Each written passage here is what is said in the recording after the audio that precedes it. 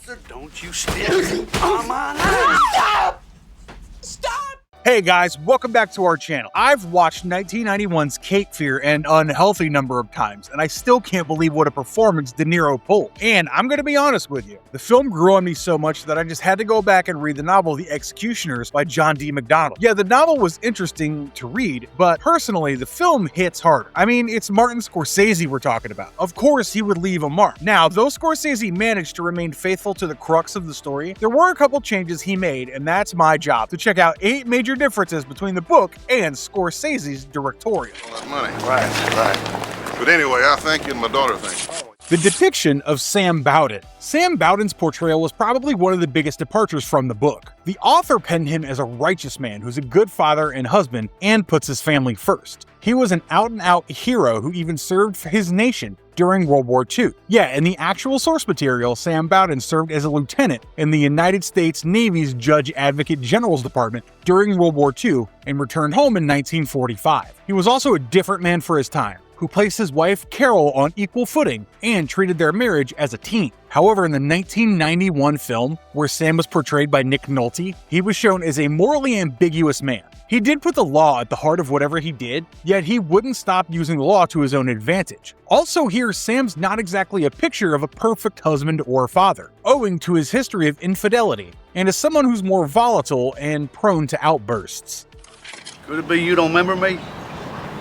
Oh yeah, sure, I remember you. You were at the movie. The relation between Max Cady and Sam Bowden. Sam used to be Max Cady's lawyer, who tampered with evidence that might have gotten Cady out. That's the story we're most familiar with, right? And obviously, we support Sam because Cady was a psychopathic jerk who absolutely deserved to rot in jail. And once Cady figured out that his lawyer pulled the strings to put him behind bars for years, he sought revenge once he got out. However, in The Executioners, the reason behind Sam and Cady's rivalry has nothing to do with Sam practicing law. Sure, he became a successful lawyer in the book as well, but he knew Cady from long before. While Sam was serving in the Navy, he literally witnessed Cady, an Army veteran, brutally assaulting a 14-year-old girl in an alley in Australia during World War II. Sam intervened and later testified in court against Max Cady as the primary eyewitness, which led to the jury finding Cady guilty. He was sentenced to 14 years in a hard labor camp, and that's how his grudge against Bowden started.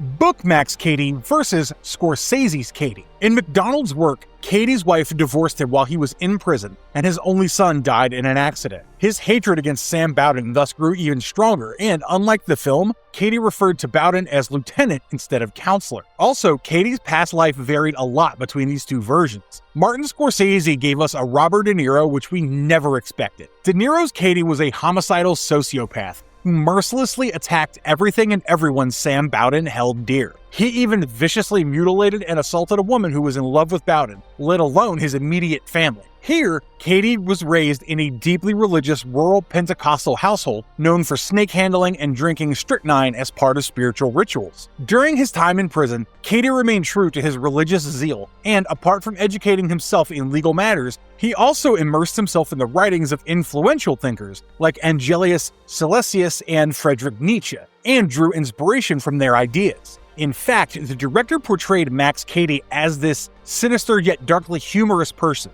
And if you think about it, his leopard print pants, the garish shirts, and the slicked back hair was all on purpose to make him come off as a caricature, or at best, a boogeyman. In the book, however, Cady was a violent sociopath who hailed from West Virginia and had 3 brothers, all of whom were criminals. He was a merciless man who swore to kill Bowden 6 times and engaged in gruesome acts to teach Bowden a lesson. Sam Bowden's family was larger in the book. In the book, Sam Bowden's family was much larger. He's married to Carol, who actually had Native American heritage. The couple had 3 children, their teenage daughter Nancy and her 2 brothers, Jamie, who was 12 years old, and the 6-year-old Bucky. Now, Carol, too, was extremely different from how Jessica Lange portrayed her under the name of Leigh. For starters, there was no native lineage involved, and Leigh had a Tippi Hedren-like blonde pixie cut. Yeah, we can all smell that Hitchcockian influence on Scorsese. Leigh was not a happy woman, and her relationship with Sam was complicated. Her outburst when the family dog died, or talks of Sam's affair in Atlanta, suggested they might not be as together as they seemed to be. However, both Carol and Leigh had a warrior mom characterization, and in the 1991 film, it was her who tried to stop Sam from firing randomly into the garden, and also delivered a speech to Cady to inspire Danny. Also, since Bowden had a bigger family in the book, the casualties were more, as Max killed the family pet and also shot at the 12-year-old Jamie. And yeah, he was much more malicious because the man went as far as loosening a wheel on Bowden's car. The ending is way simpler in the book. In The Executioners, Sam and Carol left the children at a hotel for their safety and hatched an elaborate plan to tempt Cady out into the open. They decided to booby-trap their home and use Carol as bait for Cady, who would try and molest her when given the chance. That would allow them to catch him red-handed and execute him. The police didn't approve of this scheme, but allowed one of their officers to keep an eye on the Bowdens. Of course, Cady was not easy to catch, and he murdered the police officer and hit Carol. By the time Sam stepped in, it was too late, but he managed to wildly shoot at Cady as he was escaping. Sam thought he missed Cady, but after searching the hillside behind their remote home, he discovered Cady's body, and the family had a small celebration on their boat, the Sweet Soup. But by this point in the film, things had spiraled totally out of control. Believing that Max Cady would eventually target the Bowden home, private investigator Claude Kursak staged his departure and remained behind, ready to deal with him. But oh boy, Cady was always one step ahead. He snuck into the house unnoticed and murdered Bowden's housekeeper, Graciela. Wait, no, it gets even more graphic. He then disguised himself in her clothes, and poor Kursak, who never saw it coming, was caught off guard by Cady. He was killed by Cady in a nod to Norman Bates' style from Psycho before disappearing into the night. After discovering the bodies, the Bowdens knew they were out of options and decided to hide aboard their old houseboat on the Cape Fear River. However, they had no clue that Cady was following them and basically getting a lift for free.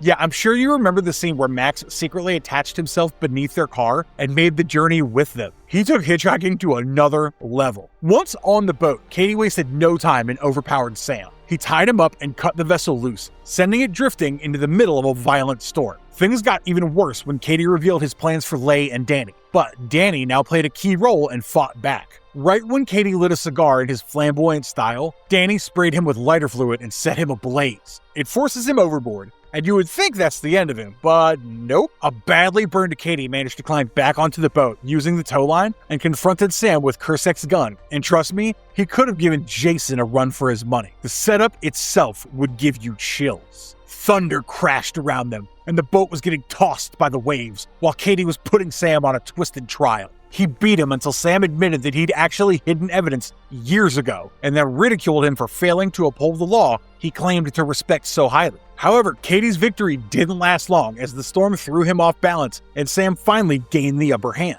While Leigh and Danny swam toward shore, Sam handcuffed Cady to the wrecked boat and grabbed a large rock, with which he brought down on Cady's head. Before he could be certain that the ordeal was over, the current swept Cady and the wreckage away as the boat slowly sank. Cady spoke in tongues and sang religious hymns. The last thing he shared with Sam was one final glare before disappearing underneath the water forever. The infamous grooming scene was just for the movie. One of the most disturbing scenes in 1991 was when Max Cady manipulated Danny Bowden. De Niro's Cady posed as a friendly and understanding stranger and slowly got inside her head. He then exploited her frustrations with her parents and made her lower her guard. I mean, I can never forget the infamous school theater sequence where he ended up kissing a much younger Danny, and it became one of the movie's most memorable moments. Yeah, the seduction made me icky, but the scene also showed that Cady didn't need violence alone to terrorize the Bowdens. He could simply use his charm as a weapon and psychologically torment the Bowdens by attacking the only thing that mattered to them the most, their daughter. However, this entire dynamic was absent from John D. MacDonald's novel, and if you get nightmares of this scene, Scorsese's the one to blame. Just kidding, it was jaw-dropping. Nancy Bowden, who was Danny's counterpart in the book, never shared such a sick romantic infatuation with Cady and was never even subjected to the same kind of grooming or emotional toxicity. In fact, Cady had very little direct interaction with Nancy in the book compared to what Scorsese showed. Rather than becoming a direct target of Cady's twisted mind games, Nancy primarily served as just another member of the Bowden family who was caught in the crossfire of Cady's revenge against Sam Bowden.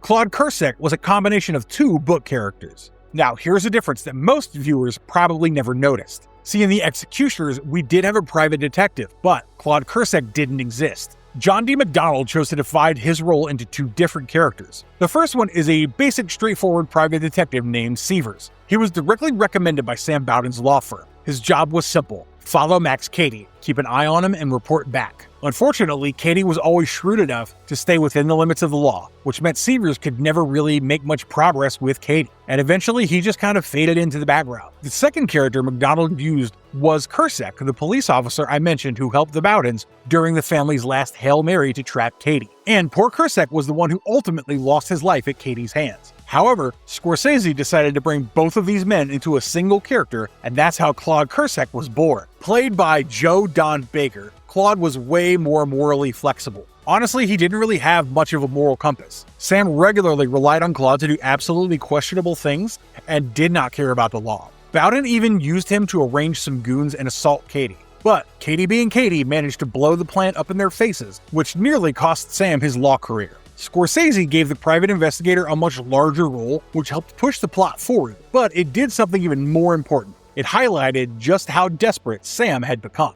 The film leaned more towards horror. Perhaps the biggest difference between the novel and the film was not a character or a plot point, but the overall tone. John D. MacDonald's The Executioners was primarily a suspense thriller, and we got a story grounded in reality, focusing on a dangerous criminal stalking a family while the law struggled to stop him. Sure, Cady was terrifying, but Scorsese's Cady was horror personified. Frankly, his 1991 Cape Fear did not exactly feel like an in-and-out crime thriller. Rather, it came off more as a psychological horror film, and the biggest reason for that was De Niro's performance. The line where Cady taunted Sam, saying, come out, wherever you are," that still gives me chills. Right from the moment he appeared on our screen, covered in those tattoos and grinning in the most unsettling way possible, he made our hearts all skip a beat. This version of Cady was so damn unpredictable that we never knew whether he was about to quote something from the Bible or crack a joke. Unlike the novel where Cady largely relied on intimidation and violence, the film's Cady got inside people's heads in a way that even when he wasn't on screen, we'd still wonder if he might be just around the corner.